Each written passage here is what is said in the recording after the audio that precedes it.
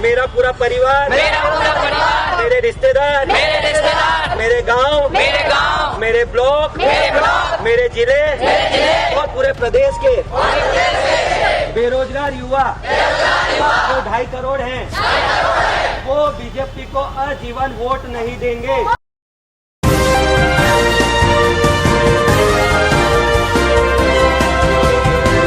लगेगी आग तो आएंगे कई घर जद में, लगेगी आग तो आएंगे कई घर जद में, यहां पर सिर्फ हमारा मकान थोड़ी है।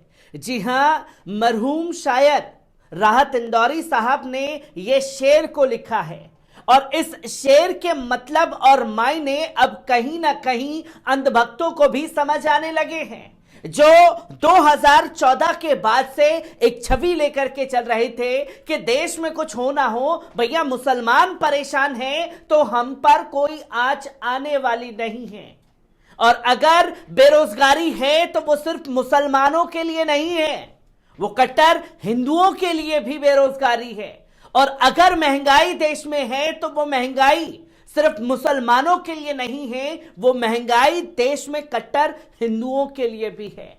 अब कट्टर हिंदुओं की छवि रखने वाले जो भारतीय जनता पार्टी के कट्टर वोटर बने फिरते थे, जो भारतीय युवा थे, अब उनका मोहभंग भारतीय जनता पार्टी से हो चुका है। और जब मोहभंग हुआ है तो तस्वीर मध्य प्रदेश से देखने को मिल रही है, जहां भारतीय जनता पार्टी को हम वोट नहीं देंगे की शपथ ली गई है। पहले इस वीडियो पर नजर डालिए। अभ्यर्थी शिक्षक वर्ग 3 के ये शपथ लेते हैं कि अगर मध्य प्रदेश की बीजेपी सरकार हमारे 51,000 पद वृद्धि नहीं करती है और 100% वेटिंग लिस्ट जारी नहीं करती है, तो हम सब शपथ लेते हैं कि मैं, मेरा पूरा परिवार, मेरे रिश्तेदार, मेरे गांव, मेरे ब्लॉक, मेरे जिले और पूरे प्रदेश के बेरोजगार युवा जो 2.5 करोड़ हैं, वो बीजेपी को आजीवन वोट नहीं देंगे और ना कभी आने देंगे मध्य प्रदेश में। तो दोस्तों, आपने देखा कि किस तरीके से ये कट्टर हिंदुत्व की छवि रखने वाले जो युवा हैं वो अब बेरोजगार हैं, क्योंकि पहले तो मुसलमान मुसलमान मुसलमान इनके जुबान पर ये नाम रहते थे, पर अब इन्हें समझ में आने लगा है कि सिर्फ मुसलमानों को लेकर के ही बोलने से नहीं, हमें रोजगार भी चाहिए। और अब भारतीय जनता पार्टी को हम वोट नहीं देंगे, हम अपने परिवार के लोगों को वोट नहीं देने देंगे, हम अपने रिश्तेदारों को वोट नहीं देने की अपील करेंगे कि भाजपा को वोट ना दे। यह तस्वीर मध्य प्रदेश से चौंकाने वाली है जो वीडियो सामने आया है, पर इसी के साथ साथ एक और वीडियो सामने आया है, उस वीडियो पर नजर डाल लीजिए। क्या व्यवस्था है? जो कानून व्यवस्था सर, इतनी भीड़ करी हमने, व्यवस्था बिगाड़ी क्या है? हाँ बिल्कुल ठीक है। अभी सर, हम आपसे ये आपकी औकात नहीं थी पुलिस की? हमारी पर कोई औकात नहीं है, औकात की बात मत करिए। ये औकात की बात है, पुलिस की दलाली कर रहे हो, जब सरकारों की दलाली कर रहे हो। फालतू बातें मत करिए। फालतू ही करेंगे आप? कर रहा हूँ। सरकार की दलाली करने आए हो? ठीक है, आप करते रहिए। सरकार की दलाली करना है? तरीके से बात करें। कैसे तरीके से बात करें? ऐसा तुम लगा रहे हो जैसे आतंकवादी है? नहीं, आप यहाँ से आगे नहीं जाएंगे। क्यों नहीं जाएंगे? क्यों नहीं जाएंगे? तुम्हारे बाप का देश है, हमारे बाप का देश है, तुम्हारे बाप का देश है क्या? ठीक है, हमारे बात का दिया। हम भी इसी देश के नागरिक हैं। कैसे है नागरिक? कैसे नागरिक? तो तुम अत्याचार कर रहे हो हम पे? करो। कैसे बात कर रहे हो? लाठी चार्ज करो। अरे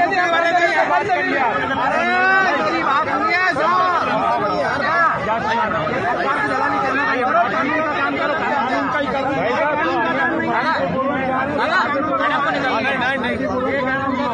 पूर्वक ही बोल रहे हैं, आप इससे आगे नहीं जाएंगे। यहाँ से आगे अनुमति नहीं है आपको, आपकी अनुमति नहीं थी, केवल कल तक थी, कल खत्म हो गई आपकी। हमारी बातें जाना है, नहीं जाना है, आप बात करिए।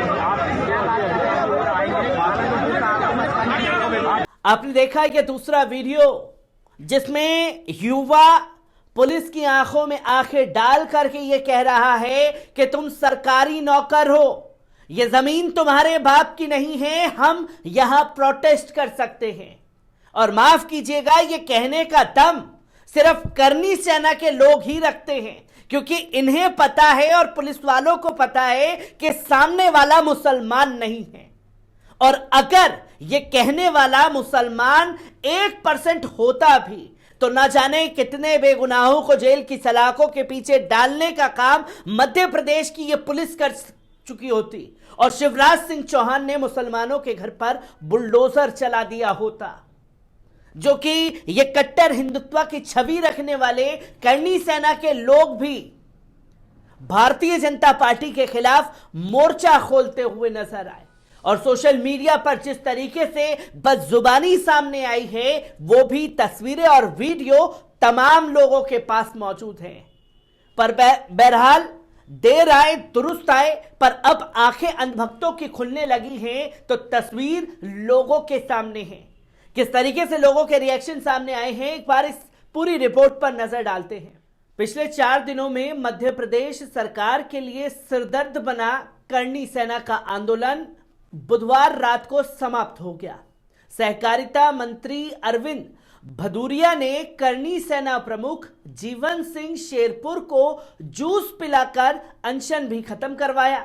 गौरतलब है कि शनिवार शाम से भेल के जम्बूरी मैदान में हजारों की तादाद में करनी सैनिक इकट्ठे हो गए थे।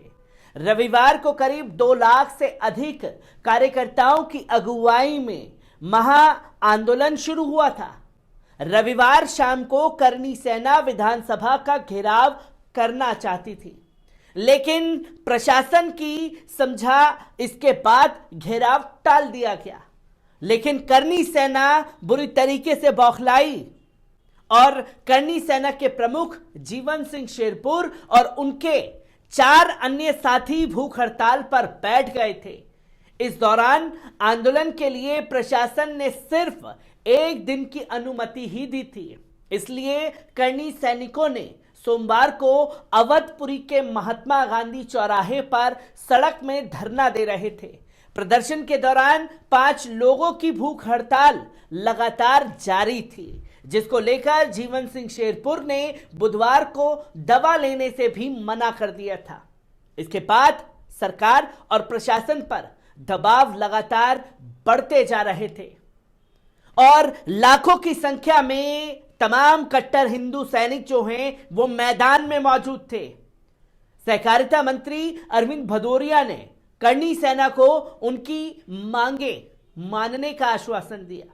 इसके बाद ही आंदोलन को समाप्त किया गया, जहां करनी सेना परिवार के ज्ञापन में शामिल 22 मांगों में से एक थी 18 मांगों पर विचार के लिए सरकार ने 3 अफसरों की कमेटी बना दी। यह कमेटी 2 महीने के अंदर रिपोर्ट देगी।